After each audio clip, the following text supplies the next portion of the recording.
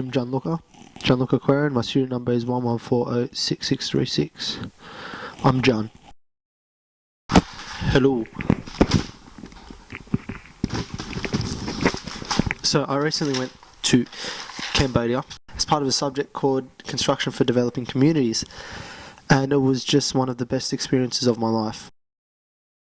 So, my trip started in Sydney, at Sydney International Airport. My trip started with Sylvia. We caught Qantas flight together at 9:45 in the morning from Sydney to Bangkok. It was a 7-hour flight, so long. And once we got to Bangkok, we had a 5-hour stopover, longest stopover ever. In Bangkok, it's not like there's lots to do. It's the most boring airport in the world. Anyway, stopped over for 5 hours, then we got on the next plane to Phnom Penh. Got to Phnom Penh, it was like 10 o'clock at night. We both had to get our visa, and this was the first time of many that we got scammed in Cambodia. I went straight through, paid my $20, which is the right rate. Syl went through, and they charged her $25. So she's already being scammed. She hasn't even been in the country for 2 minutes, and she's already being scammed. So, yeah, bloody Cambodia. And then got out of the airport. There was a guy waiting for us from the Himawari. That's cool. Which was great. Got there, checked in, and then just crashed. And that was the end of day 1. So next we had day 2.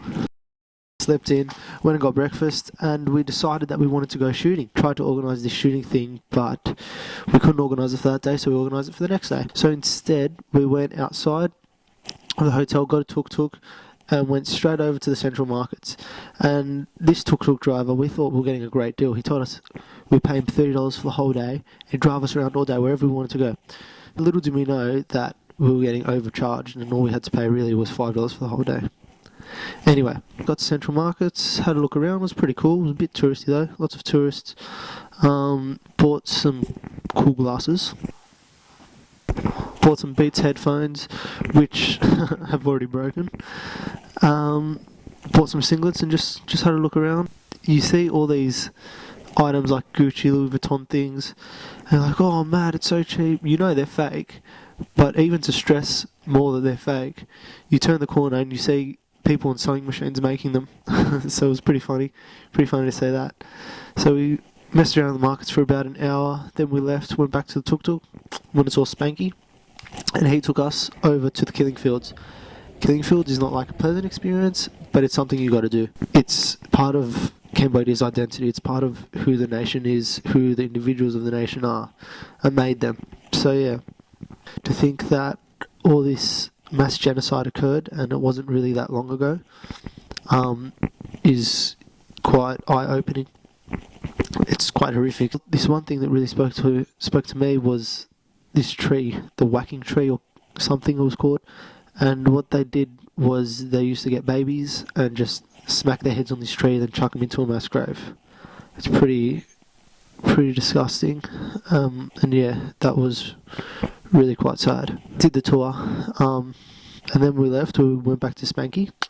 Spanky took us over to see kickboxing, kind of their national sport. It's what everyone does. You speak to anyone there and you ask them, have they ever done kickboxing? Yeah, I used to be champion at this, I used to be champion at that. Everyone loves kickboxing, they go crazy for it. So we showed up this TV studio full of Cambodian locals, and yeah, we watched about 3 or 4 matches. Saw some guy break his ribs. Spanky told us that guy was supposedly the favourite of the whole thing. He was talking about before the actual fight. Oh, this guy's so good. You watch him, watch how quick he is. He's the best in the whole tournament. And then 5 seconds into it, breaks his ribs.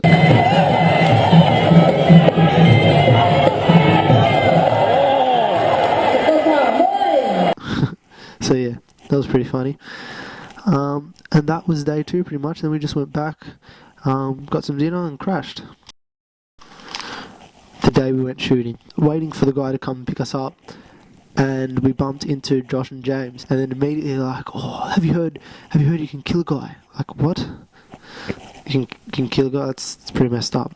We were disgusted and shocked, and then it turned out that we were also very gullible, and we fell for their little little trick. So you can't kill a guy, don't worry. Not that I know of. And then the organiser Eli showed up in his CRV, and he was the nicest guy, so easy to get along with. We just met up with him, got into the CRV. He told us to look in the boot, and we opened up this esky. It was full of beer, Red Bull, water. Awesome. Best thing to see in Cambodia when it's stinking hot heat. Anyway, we got settled in. It was like an hour car trip out to the mountains, and on the way there we stopped, got like 10 watermelons for $1 and bought 2 LPG tanks. Well, we needed something to shoot at, didn't we? Then we got there to the place and we were greeted by 5 or 6 army generals. And then as soon as we got there, we walked out to the embankment and we saw a crater at the other end, like maybe 10 metres, no, probably further, probably 20 metres away. And the army general gave me a rock. He goes, throw. Got it in. Goes, throw. Got it in. He goes, good. Took out a grenade, put it in my hand. Goes, squeeze, tight. Squeezed it. He pulled out the pin. Throw. Okay. Sit down.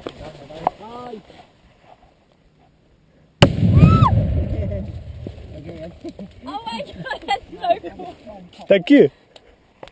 Threw a grenade in, blew up. It was awesome. And Sylph had a go. It was awesome. Then we went back and started shooting. First off, I shot the M16, blew up my tank straight away. Yeah, go. Yeah, automatic. Automatic? Yeah. Whoa. And then Sylph shot AK-47, blew up their tank. And then we shot this thing called a Rambo gun, which was absolutely massive. It was this like ginormous machine gun. Yeah. It was cool. Blew up some watermelons. And that pretty much summed up that day. Then we got in the car and went back. First day on the build. Sweet! We got up bright and early, had breakfast all together, and then straight on the bus for a 40-minute bus ride. Was he good? That's good. Yeah, that's good. Was he hotel? Yeah. Yeah, after the 40-minute bus ride, we got to this little village. Got off the bus, walked down onto this crappy little wharf, which was a few pieces of sticks put together. It looked like it was temporary, really. Going to this wharf, walked out and boarded the sketchiest ferry I had ever seen. It was literally 2 rotting, old piece of crap wooden boats tied together with some string and with some wooden slats going across it, which were half rotting, may I add as well, and with a massive like car engine out the back propelling it off a prop. Anyway, we affectionately named it SS Floating Piece of Crap. Got across to the other side after 10 minutes, 5-10 minutes, and then had a quick look around while we waited for the other group to come across. Had a look around in the classrooms, and the first thing I saw that like confused me was there were the kids, which was normal, and then the teacher was a kid the same age as them. There was like they were teaching themselves. Well, is that the teacher? Yeah. I knew Asians were advanced, but fuck. Which to us is weird, but to them it's obviously normal. Then once the other half of us came across, we went for a sight walk, and the sight walk was long and hot. It felt like I went for 2 hours. And yeah, we went for that sight walk, then regrouped and split up. We split up into each of our groups. I turned out to be with Dave McDonald in his group. So it wasn't great that we were bricklaying, which is probably one of the hardest. I'm not saying that building the huts isn't hard, but we were bricklaying. It was hot. The day had already been long because we went for the long walk, and then Dave was being hard on me. So it wasn't going great the first day on the build. Little did I know that Dom Lever, my mate who came on the trip last year, messaged Dave earlier on and told him to make sure he gives me a hard time. Bloody Dom. So yeah, bricklaying was long and hard and hot, and Dave was going at me all day. And we packed up late. Of course, we were the last group to pack up. But anyway, after we were done, we packed up, we got on the raft, we went back over, went for our 40-minute drive back to the hotel, got straight off, regrouped with the boys, and we went and got some chicken lock-lack at Same Same. Same Same is like the coolest little backpacker bar just a few minutes walk away from where we were staying. And Same Same ended up becoming the local spot where we went to pretty much every single night and getting this dish, chicken lock-lack. So yeah, we just had a chilled afternoon. Then the boys came back to our apartment and we just chilled for the night for a bit, and then yeah, that was pretty much it. That was day 4. second down the build. So we worked on a hut on day 5. We got there and we just started stripping bamboo straight away. Stripped bamboo for a good hour or so, and then it was time to nail up some joists. So I stripped bamboo, then I helped Dave nail joists for the flooring, which was so dicey. Like, we were nailing in these nails into hardwood with the butt end of an axe. Well, not the butt end, the back end of an axe. It was boiling hot with an axe swing back and forth towards my head, just on not proper scaffolding or anything, just like crouching down. Anyway, it was good. It was mad. It was a cool experience. So we nailed the joists on, and then cut off the ends of them, sawed them off, and then went back to stripping bamboo for a bit. And then it was time to nail some flooring. So we nailed some bamboo flooring onto the joists. Same deal with the sketchiness. It was pretty cool. Then stripped bamboo again.